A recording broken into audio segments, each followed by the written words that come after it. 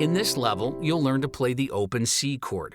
It includes your index finger, middle finger, and your ring finger. To grab this chord, you put your index finger on the first fret of the B string,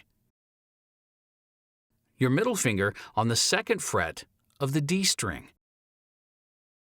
and your ring finger on the third fret of the A string. So, counting from the thinnest string, your index finger goes on the first fret of the second string.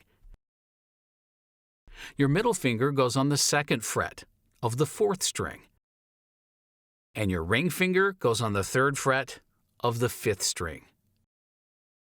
If you already know the A minor chord, you'll notice that the A minor and the C are quite similar. If you grab the A minor, you only need to move the ring finger from here to the third fret of the fifth string.